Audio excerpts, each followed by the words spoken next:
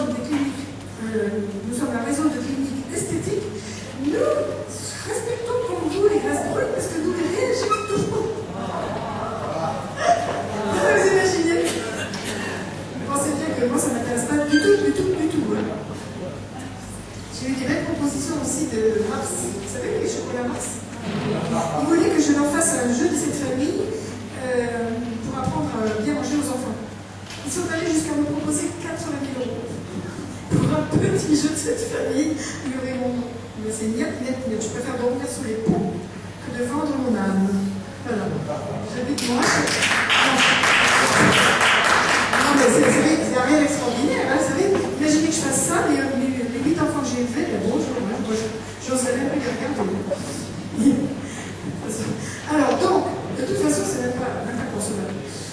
Et donc, la 8e fonction, très importante, parce que si vous la comprenez bien, quand cette découverte a été faite en 2001, il y a eu des publications qui ont dit que, grâce aux cellules souches qu'on appelait à l'époque adultes, maintenant on les appelle éthiques, on les appelait cellules souches adultes, grâce à ces cellules souches adultes, on avait déjà fabriqué du cœur, du foie, du poumon, de la peau. Il y avait 5 tissus qui avaient déjà été fabriqués à partir de ces cellules souches-là. Elles n'étaient valables que pour la personne qui portait les cellules en question. Sinon, il y avait des rejets. Et ces cellules-là permettaient de réparer une personne avec ses propres cellules. Et là, on va aller beaucoup plus loin, vous allez voir, parce que c'est palpitant. Vraiment. Le corps produit des cellules souches qui sont dans les graisses brunes. Ces graisses brunes, je vous ai dit qu'il faut les faire circuler par le bain dérivatif, sinon elles ne circulent pas toutes seules. Si vous avez tout le temps chaud au périnée, elles ne circulent pas. Et ça fait le ventre aussi, les cuisses ici, etc. Eh bien, ces cellules souches, c'est exactement comme les cellules souches qui circulent dans un arbre. Les arbres ont aussi des cellules souches qui sont très semblables visuellement aux nôtres. Et un arbre s'auto-répare pendant des siècles. Vous avez vu ce que fait un arbre? C'est-à-dire que les cellules souches sont distribuées par la selle en permanence, partout, pour réparer l'arbre. Chez les animaux, c'est la même chose. Quand les animaux peuvent, notamment les mammifères, quand ils peuvent se rafraîchir le bas du ventre. Quand on a supprimé les mares dans les fermes, non seulement les vaches ont eu des mamies qui sont devenues plus malades, mais elles ont grossi de plus. Elles ont gardé toute la graisse. Les études internationales dont je vous ai parlé au début soulignent bien que, avec la température plus basse et suffisamment de graisse brune dans le corps, on peut maigrir, perdre au minimum 4 kg par an, minimum, sans avoir à faire le moindre exercice physique. Est-ce que vous entendez bien ça? C'est vraiment très important. L'exercice physique n'a jamais été là pour réguler le poids et le volume. L'exercice physique a besoin, comme carburant, des graisses brunes. Mais il n'est pas là pour éliminer le mauvais gras. Sinon, tous les sportifs seraient très gros si le gras était bon pour le sport. Oui. Donc, c'est vraiment important de comprendre ça. Mais par contre, ces graisses doivent absolument circuler pour amener les cellules souches partout. Eh bien, 2011 a été la dernière pierre apportée à mon édifice, puisque je vous dis qu'en mangeant bien, on fabrique des graisses brunes, en faisant des bains dérivatifs, on les fait circuler, pour faire toutes les fonctions dont on a déjà parlé. Mais il y a cette fonction extraordinaire, qui est la circulation des cellules souches, qui répare de l'intérieur des cicatrices. Ça, alors, j'en ai eu la preuve il n'y a pas longtemps, mais ça va plus loin que ça. J'en ai eu la preuve parce que j'ai eu, quand j'avais 18 mois, mon pied gauche a été coupé, enfin, la bottine que j'avais a été coupée en deux, et mon pied a été coupé tellement gravement que j'ai été installée sur une espèce de planche pendant 1 mois, et mon père avait fait vœu d'arrêter de fumer, il fumait 5 paquets de cigarettes par jour, c'était pendant la guerre, si je survivais, et j'ai survécu. Et lui, il a vomi pendant 1 mois. Et après, pour moi, le tabac est l'odeur du vomi. Donc, ça réglait beaucoup de problèmes d'avance. Mais j'avais gardé une cicatrice nacrée très brillante au pied gauche jusqu'à il y a 10 ans. Et quand j'étais pieds nus, je me disais, qu'est-ce que tu as eu au pied? Et depuis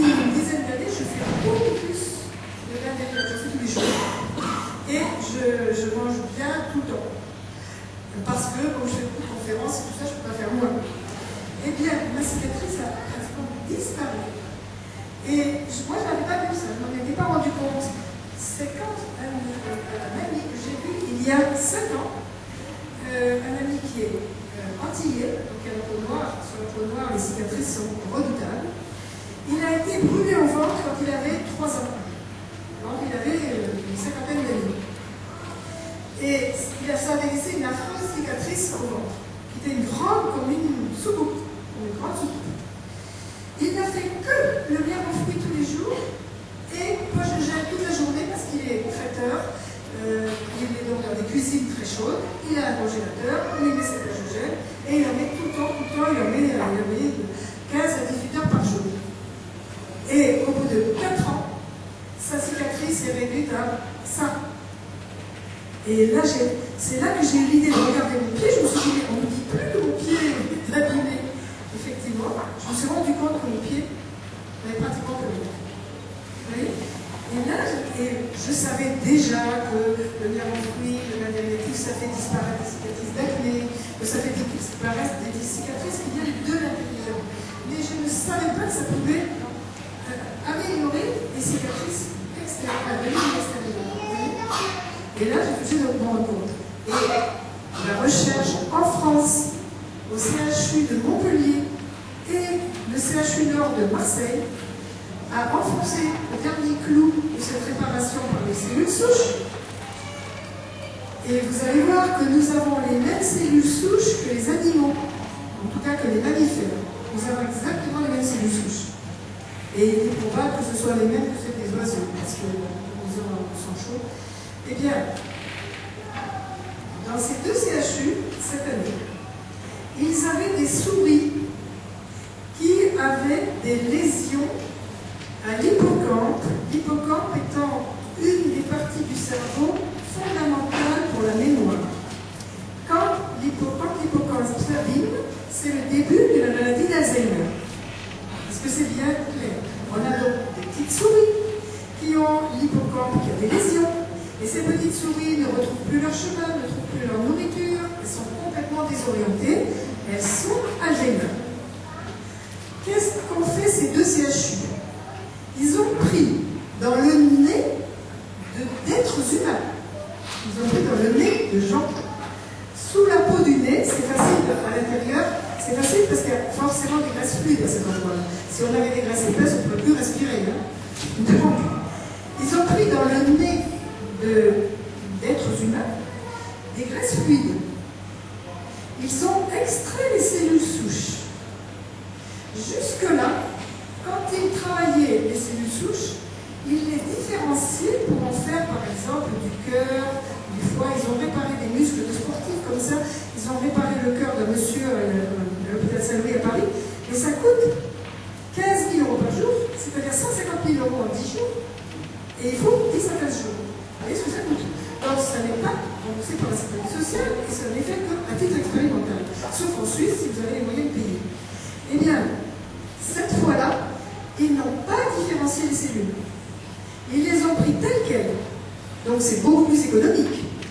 Ils les ont sortis et ils les ont injectés n'importe où dans le liquide céphalorachidien. C'est-à-dire qu'ils ne les ont pas ciblé l'hippocampe. Ils ont mis n'importe où dans le liquide céphalorachidien. Et ils ont été très surpris parce que 40 jours plus tard, les cerveaux étaient parfaitement réparés, sans cicatrices. Et les souris n'étaient plus Alzheimer. Écoutez bien, c'est très important. Et ils ont conclu leur étude en disant qu'on peut tout de suite passer à l'expérimentation humaine. Vous m'avez entendu parler? C'est génial.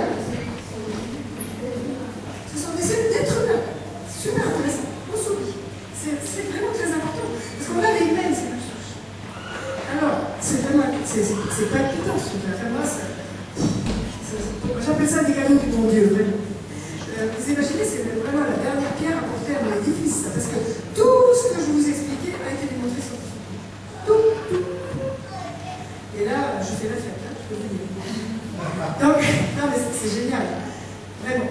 Alors, ça veut dire que, si vous reprenez le raisonnement depuis le début, si vous mangez comme il faut, que vous faites circuler tout ça, vous vous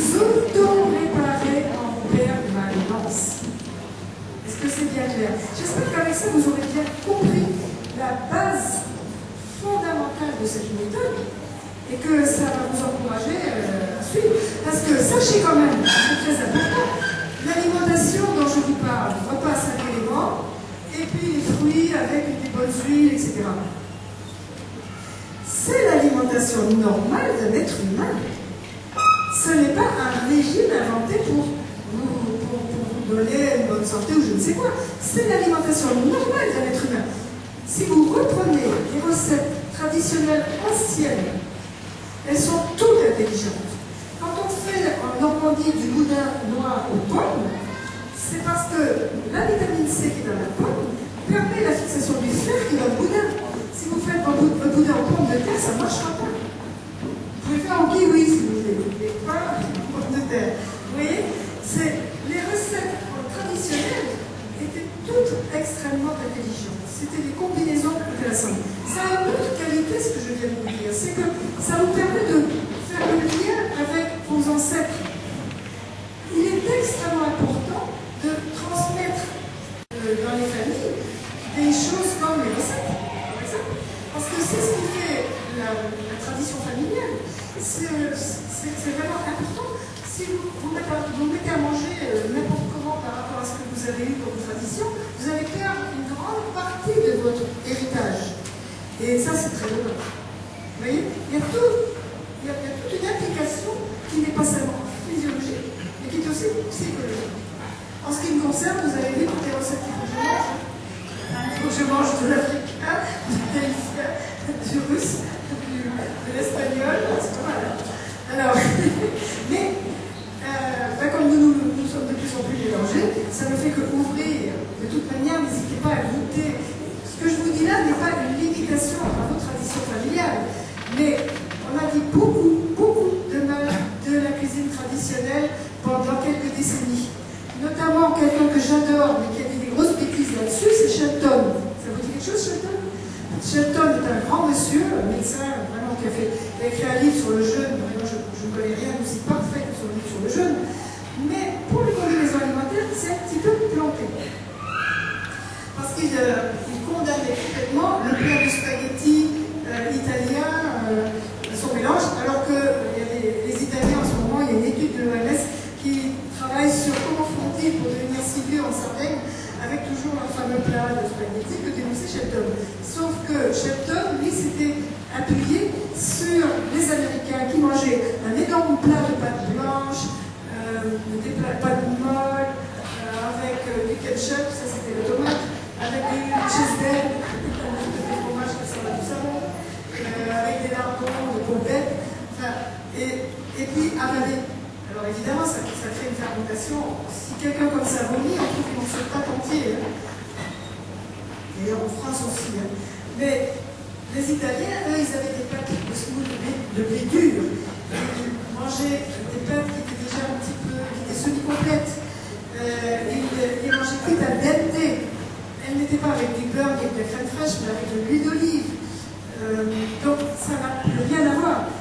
Les pâtes blanches avec du beurre et tout ça, ce sont des pâtes qui collent à l'intestin et le gluten va bien faire son travail sur l'intestin, alors que la pâte cuite al dente, qu'on a été obligé de mastiquer et qui a été faite à l'huile d'olive, elle va traverser l'intestin allègrement sans aucun problème. Vous voyez, ça n'a rien à voir.